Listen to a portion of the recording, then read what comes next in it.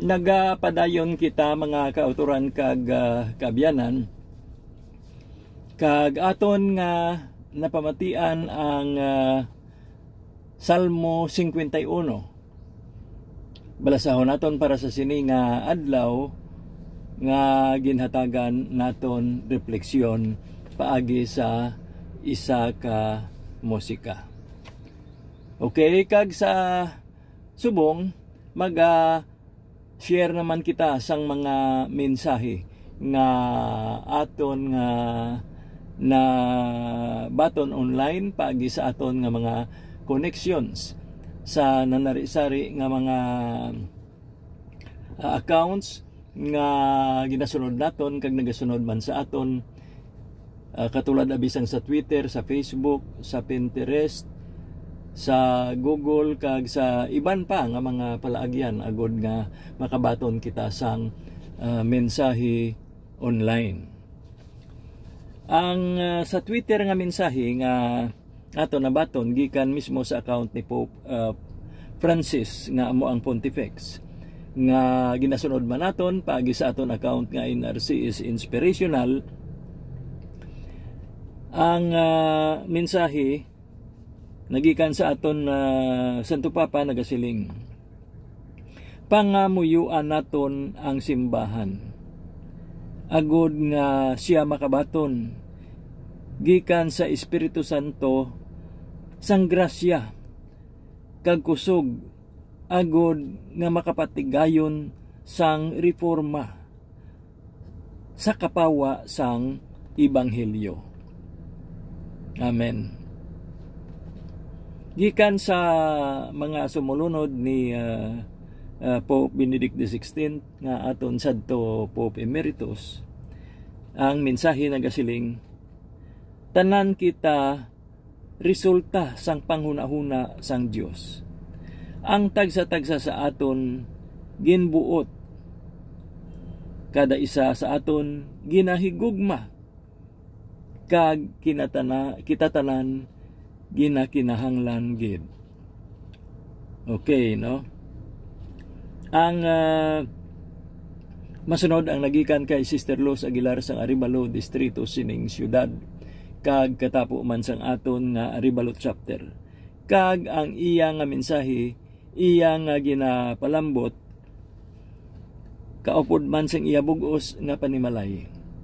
Lakip na ang pagpanamyaw para sa sini nga kahaponanon. Ang mensahe nagasiling, ikaw makaangkon sang kasiguruhan, bangod yara ang paglaom. Sa imo nga pagpanghulong-hulong, makaangkon man ikaw sang kapahuwayan, bangod yara ang seguridad.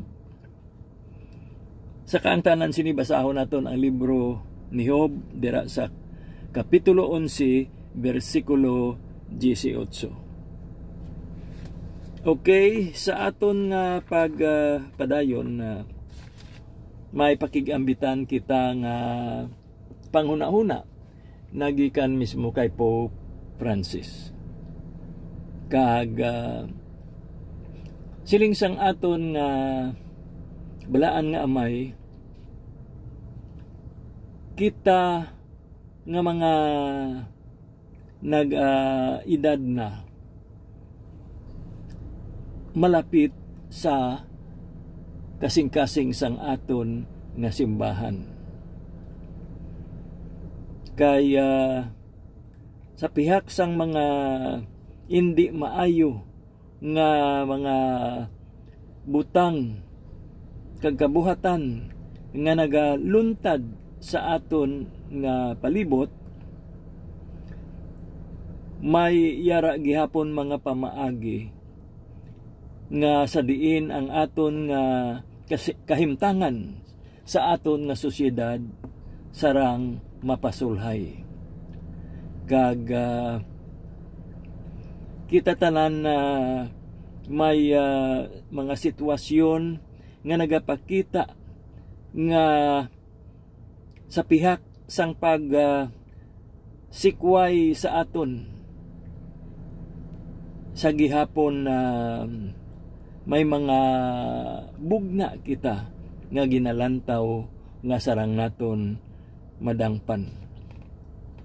Ang mga kaangtanan sang katawhan nagadepende man ina sa pagsandig naton sa sarang mahimo sang tagsa-tagsa sa aton. Kag bisan pa nga may pagsuprir nga dala ang aton kahimtangan, sarang gid naton nga madangpan ang aton nga mga kaangtanan nga nagaluntad sa aton nga komunidad. Kag sarang man kita makabasi-basi kung ano ang balor sa mga bertud nga aton ginasandigan para sa aton nga ikaayong lawas. Dumdumon man naton nga kita tanan gintuga sa lalang sang gugma. Kag bangod sini aton ngid nga dapat nga konsiderahon nga ang saad na sandig sa aton nga pamilya. Kay ang aton nga panimalay nagakadapat lamang nga magkabuhi sunod sa katampad sang gugma nga amuman ang pundasyon sang aton nga kaangtanan.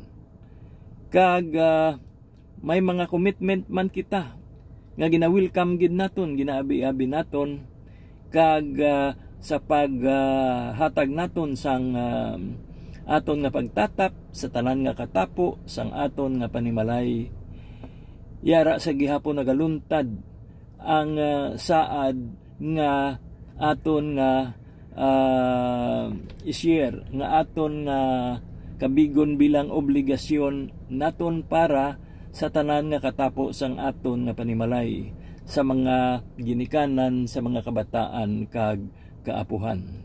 Hindi man naton pagkalimtan nga ang pagkilala sa aton nga pamilya naga-umwad kag ini nangin matuod hindi lamang sa sulod sang aton nga panimalay kundi sa bug-os nga katawhan. Padunggan naton ang pagkatampad sa sininga saad para sa kabuhi sang pamilya. Kag hindi naton pagtugutan nga magahuyang ini. Nagahuyang ini bangod sang mga pagsulay kag sang mga kabudlay nga aton nga na-eksperyensyahan sa diin madamo sing gina-requirer sa aton apang may kapigaduhan sa aton nga paghulag kag pagpatuman sini. Ang gugma ginatudlo kag sarang ma-eksperyensyahan dira mismo sa sulod sang aton nga panimalay.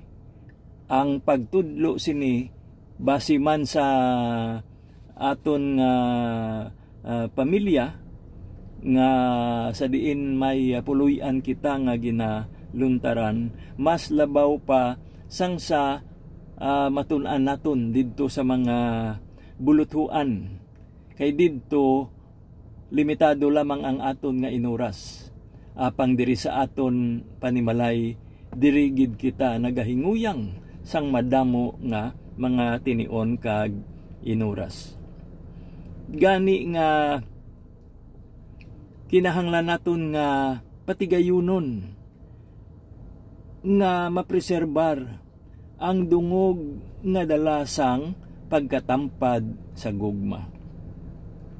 Aton nga patigayunon ang mga ginakinahanglan nga kuhaon naton, ilabi na ang pagtabon sang mga maayo nga mga butang nga nahimo sang maayo nga pundasyon sang aton nga panimalay. Kay ang tagsa ka sosyedad nagakinahanglan nga maggarantiya sang pagkatampad nga dala sang saad sang gugma kag sang kabuhi. Kay ini nasulat sa pagtuga sang Dios nga ang balor sini amo man ang walay katugtuban nga bendisyon nga maangkon naton paagi sa pagpatigayon sang kalibutan. Gani nga suno kay San Pablo, ang kaangtanan sang tagsa kakatapo sang panimalay ginabugna sa aton paagi sang kamatuuran kag sang kaangtanan naton sa Ginoo kag sa aton nga simbahan. Ang aton nga iglesia mismo amo man ang aton nga blessing o kon biyaya nga nagabantay sang kung ano ang dapat naton matun-an, kung ano ang dapat ipanudlo kag ano ang dapat pagatumanon. Ang aton pagkatampad sa saad sang gugma nagatugyan sa aton sang grasya kag kaluoy sang Dios. Ang gugma para gid sa bug-os nga panimalay kag para man sa kadungganan sang aton nga simbahan. Kabay pa nga ang Dios magatugot sa aton nga mangin takos kita sa sini nga saad. Pangamuyuan man naton ang mga amay sang aton nga iglesia nga kabay pa ang Ginoo magbendisyon sang ila nga mga obra kag pagpanghikot nga ila gina patuman sing matinugahon kag sing may pagkatampad kag may pagsalig sa Ginoo nga tampad man sa iya mga saad. Gani mangin pasinalamaton kita sa tanan nga bugay nga nagaabot sa aton. Kag hindi man naton pagkalimtan mga kauturan kag kaabyanan nga ang pagkatampad isa man ini ka promisa sang aton nga commitment nga naga paayo man sang aton nga pagkahimtang nga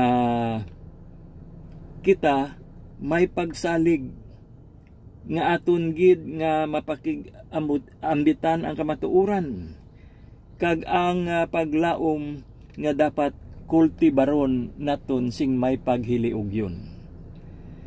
Kag madumduman naton kung ano ang mga papanubli sa aton sang aton nga mga katigulangan nga sa aton man pagtigulang ipapanubli man naton sa aton mga kaapuhan nga sang mga panahon nga sa diin kita nangin huben pa may mga kasugtanan kita nga nahimo, may mga pagkamustahanay, may mga dulot kag mga saad nga nagluntad ini bilang paghiliugyon naton nga mga katapo sang aton nga katilingban.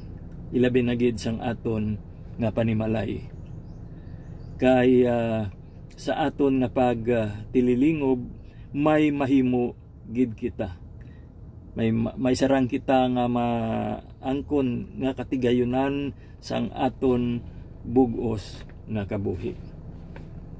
Amen. Daw ginakulang na kita sing panahon agud nga makapadayon mga kauturan kag kaabyanan.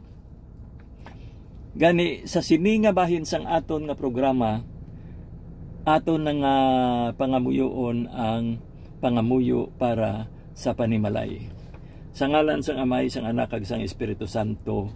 Amen. O Amay namon, Nagapasalamat kami para sa tanan namon nga mga kabataan kag kaapuhan. Sila mahal namon.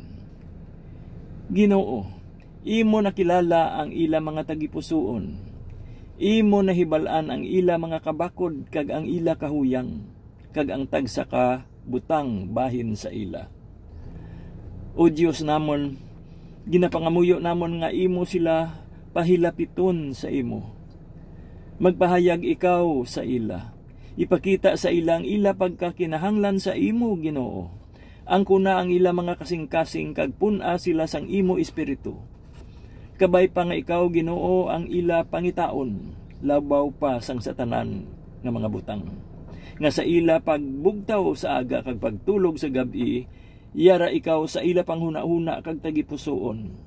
Kag kung diin sila magkadto o kung ano man ang ila hilikoton, makitaan nila ikaw. In Jesus' name, Amen. Sa ngalan sang Amay, sang Anak, kag sang Espiritu Santo. Amen. Mga kauturan kag kaabyanan na waay nagid kita sing tiempo agod nga makapadayon, gani nga ato na nga pagatakpan ang ini nga adlaw nga edisyon sang aton palatuntunan sa kahanginan, ang inspirasyon sang mga senior citizens. Ini si Brother Ninyo Nar nga nagasiling, may God bless us all.